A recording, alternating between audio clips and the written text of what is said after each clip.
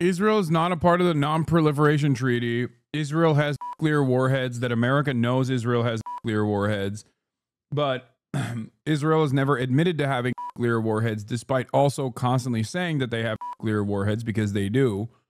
And America knows they have warheads, as evidenced by the leak from a whistleblower who's now going to prison, actually.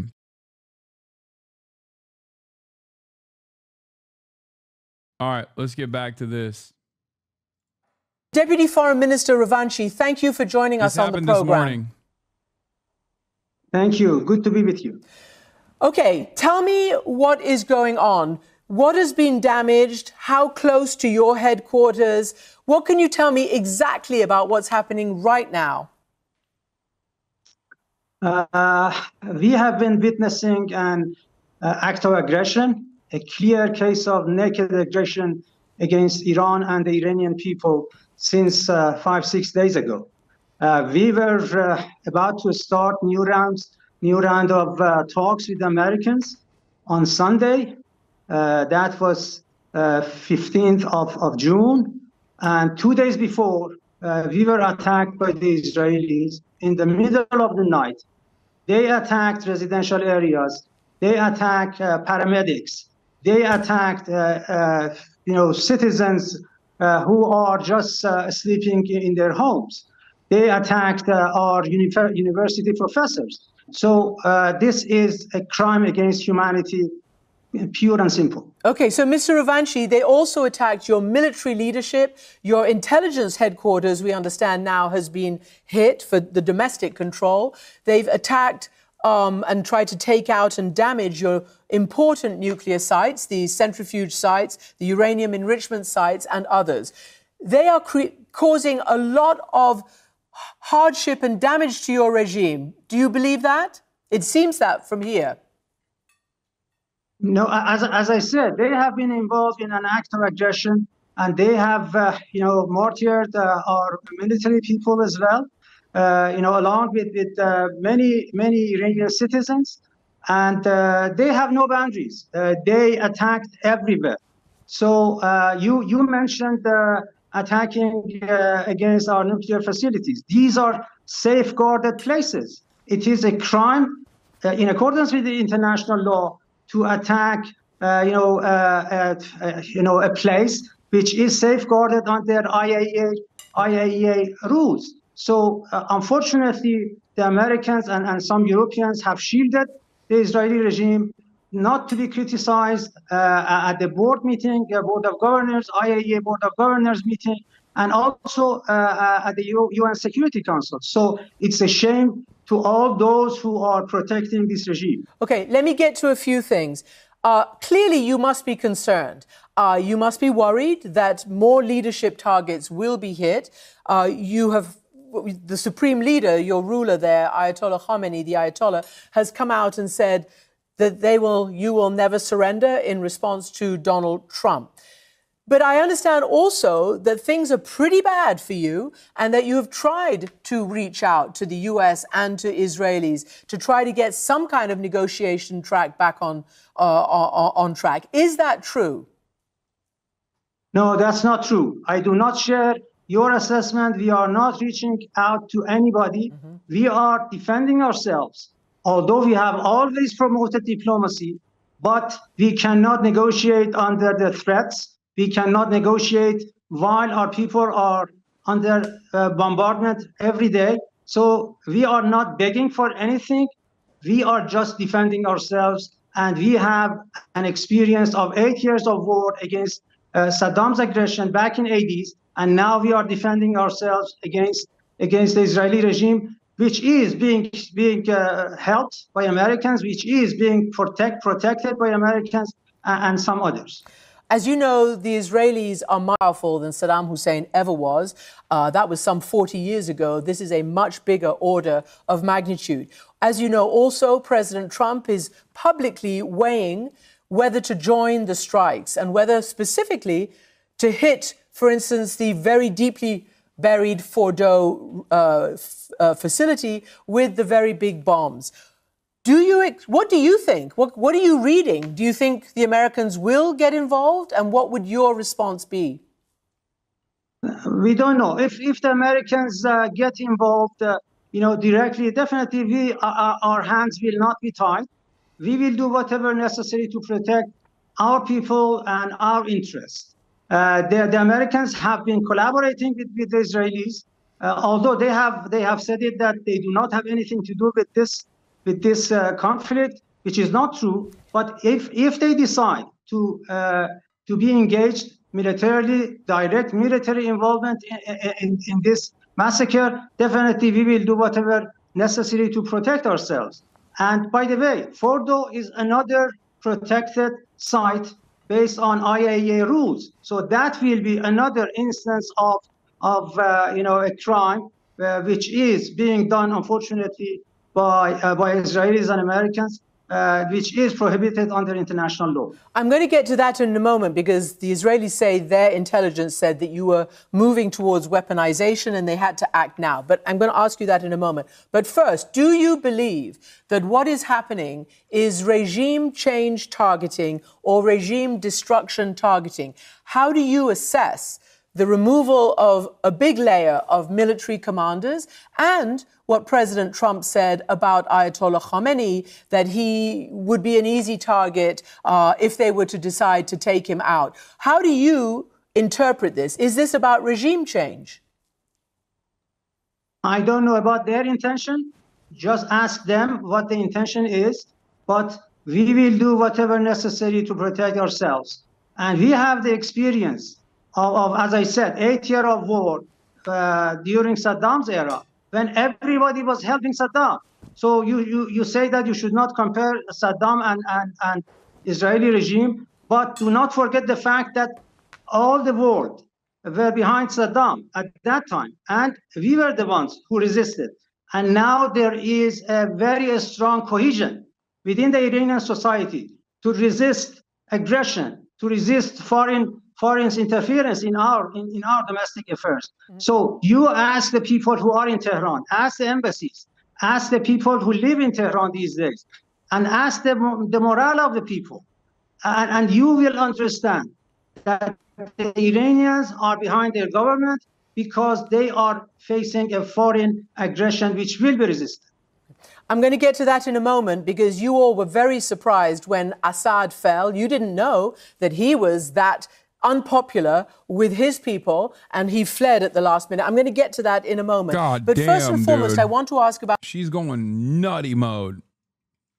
This is like Cristiano Amanpour. I don't know if she's Iranian originally, but holy, she's normally pretty solid on foreign affairs. I do feel like this is a level of bias that I would say is unexpected.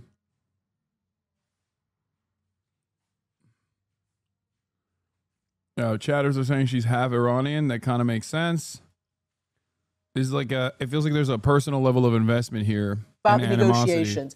President Trump has apparently told allies and friends that he felt he was being played by the Iranian government, that there was no, willingness or immediate prospect of you agreeing to the conditions of a negotiation. He said he gave you 60 days, and on day 61, you still hadn't come.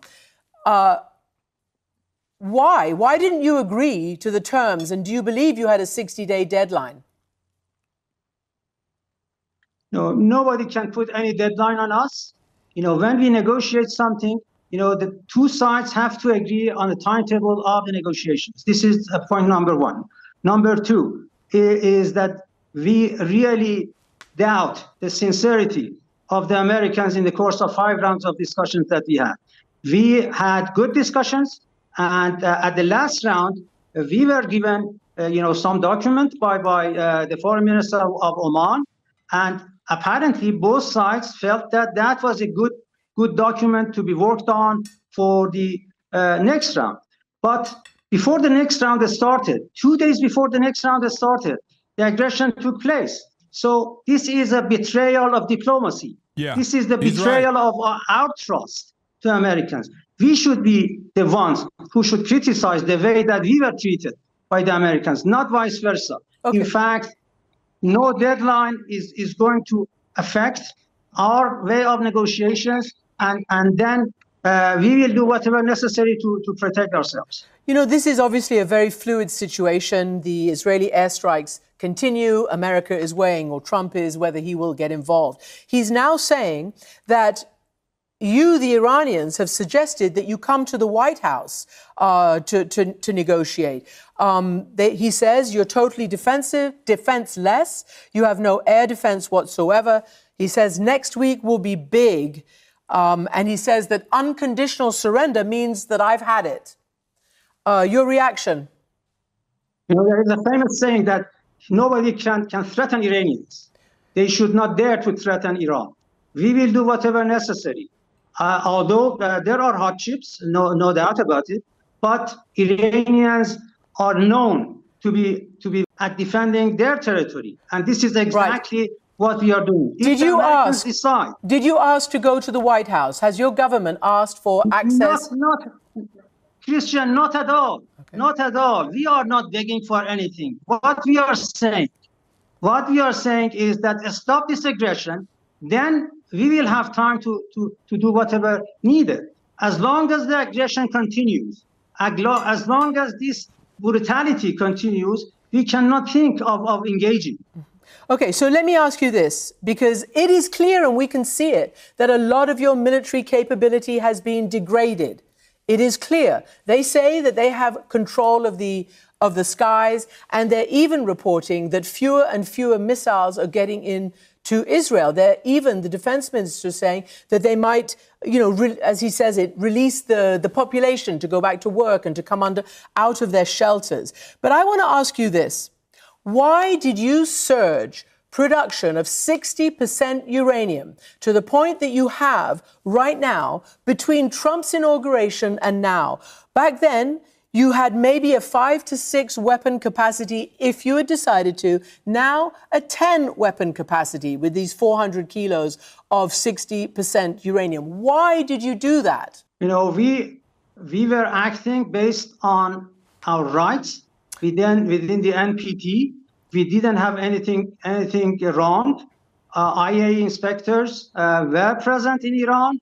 You know, different reports of IAEA testify the fact that we have been very, straightforward in our nuclear program. So there is no ban on 60% enriched uranium, which are being used, in different places for peaceful purposes. But to use that as a pretext to use aggression against Iran, that is something that we resist. Okay, but even the IAEA says, and they put out a public statement shortly before these strikes began, that they had never before seen that amount of stockpile of that much. How suspicious that the IAEA statement came right before the Israel strike. Enriched uranium by any country that does not have a nuclear weapon. So that's a fact. And I want to know whether you guys were negotiating, and do you feel you've been out-negotiated or you miscalculated? If Trump says he thinks you're playing him, maybe you've been played. No, that was, as I said, we were negotiating in good faith with Americans. 5 rounds of negotiations. And apparently both of us were happy with the ongoing negotiations. But all of a sudden, 2 days before, you tell me that he gave us 60-day deadline. And Israel is not a part of the non-proliferation treaty. Israel has nuclear warheads that America knows Israel has nuclear warheads. But Israel has never admitted to having nuclear warheads, despite also constantly saying that they have nuclear warheads, because they do. And America knows they have nuclear warheads, as evidenced by the leak from a whistleblower who's now going to prison, actually. I mean, there's been numerous instances where they've proven that Israel has nuclear warheads, but just a reminder. On BBC Today, Christian Amanpour says, based on a reporting, the people of Iran want the Islamic Republic to go, and then Crown Prince Reza Pahlavi has the most name recognition and support inside the country to lead the... Yeah, she's insane Shah dick rider, it seems. Day 61, they attacked us. But what was about to happen on day 63? So the American president should respond to this question. If he knew that the attack was about to happen 2 days before the next round. Why did he, why did he act like this? In fact, as far as NBC report is concerned, on June 8th, Defense Department, Pentagon, briefed the president about the attack. So he didn't say anything. In fact, it is a sort of collaboration between Israelis and Americans, and a division of labor between the two. Mr. Deputy Foreign Minister, I want to ask you some more things. Again, I referred to your surprise, and I know this because I was in Doha when Assad fled, and I was meant to be interviewing your foreign minister. He had to rush back for emergency session in Tehran because your key ally in the region collapsed and fled. And it was a total surprise to you. And now, in the aftermath, an Iranian general was quoted in the New York Times, as you probably know, General Esbati. He had made a speech in a mosque in December, and he made a sobering assessment of your military capability. He said, you know, when he was asked if Iran would retaliate again for various killings like Hasan Nasrallah of Hezbollah, he replied that Iran already has done, and that the situation couldn't realistically handle another attack on Israel right now. In other words, that your capacity has been diminished and degraded. Do you agree with that? So you do not expect me to reveal, military secrets. What our military people have been doing is exactly based on the calculated, things that they have in mind. So they are doing based on the plan that they have, prepared for themselves. This reminds me of Pete Buttigieg going to a strike line and being like, "How much money do you guys have in the strike funds? How long do you think you guys can hold out?" You know, for no reason, I'm asking this. She's like, "Come on, how many missiles do you have remaining? Could you even successfully conduct a counteroffensive? Come on, reveal this information to me, please." So don't mix things with each other. One night or one day, the military might decide to do in one direction. Another day, they might go to another direction. That doesn't mean anything. Mm-hmm. So you are just referring to the reports coming out of America. Or no. I'm referring to an Iranian general. Sorry, I am. But I also I was referring to the fact that you said that some Israelis are saying that Iran is in short of missiles, or an American military people are saying that Iran has shortcoming in this and that. So do not look at these information at face value.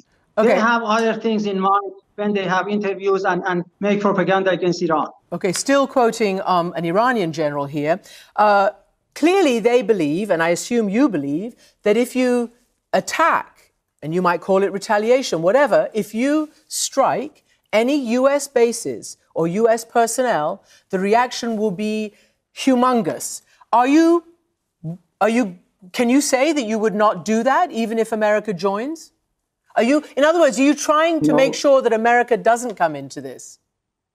No, we have not acted against anybody than the Israelis. I'm saying if America comes in.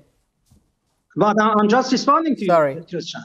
If the Americans decide to get involved militarily, we have no choice but to retaliate wherever we find the targets necessary.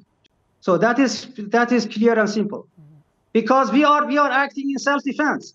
If another country joins the fight, so that is another instance for our self-defense. You do not expect Iran to not use its right of self-defense based on Article 51 of the UN Charter. And finally, because I don't want to lose this line, it's been very difficult to get through to you, about regime change or regime destruction. Again, after the fall of Assad in December, there were many reports coming from inside Iran, how pundits were talking on state television, on Telegram, on all sorts of chats, how Iran had misjudged the dynamics, particularly, in your closest ally. There you were, propping him up. You were the ground forces. You were his ally. And he fell, and it took you all by surprise. So, do you believe that you have a handle on what your own people are feeling? What if you're taken by surprise and they take this? Oh my God, this is ridiculous. I mean, I've never seen Christiane Amanpour behave like this. Like, she is a professional journalist with a tremendous amount of experience. It's shocking how she carried herself throughout this. It is a new level of unprofessional misconduct. Like, actually alarming how bad she was in this interview. Like, you can conduct a interview that is adversarial. You should, right? This is still a state leader, right? But it almost feels like she is like emotional throughout this process. Like, it's like clouding her judgment. Like, she uses this as an opportunity to like bully the Iranian official instead of trying to extract information out of him. Like, even the one part where he says, she asked, like, will Iran retaliate if attacked by America? That already has been mentioned. It's been mentioned by Khamenei. He said, if American forces, we've redirected some of our arsenal and crossed up the line of sights against American troop positions in the region. If America attacks us, then we'll attack them back. Unk saw a woman and immediately says she's emotional. I think she's not emotional necessarily, but like incredibly biased, and so biased that it like is clouding her judgment. Because like, she's usually pretty solid as a reporter. I would say as a reporter at CNN, I mean, she is literally one of the top reporters that CNN has. We've watched a shit ton of her interviews. Yeah, I think there's an emotional investment in the process, and it turns into an interview with no, you know, new information, no relevant information, because it's just more so her taking pot shots and being like, oh, you got caught with your pants down with Assad. It's true. They did. But perhaps the better question in this circumstance would be, how?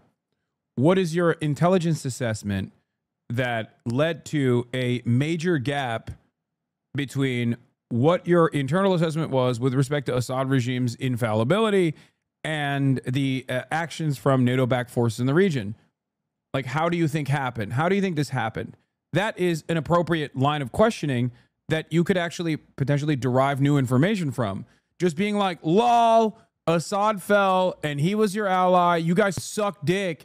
Can't wait for the same thing to happen in Tehran is like odd. Stop saying she's normally better than. It was identical. I remember her reporting from the time it was identical. I was just saying, like, recently her coverage on Palestine was a lot better than most of her peers at CNN. As an opportunity to demonstrate their anger and their impatience with what they have had to go through for many decades.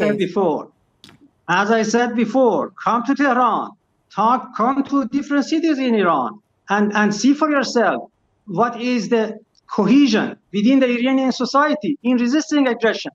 Iranians have always been famous for their steadfast against aggression, against foreign intervention.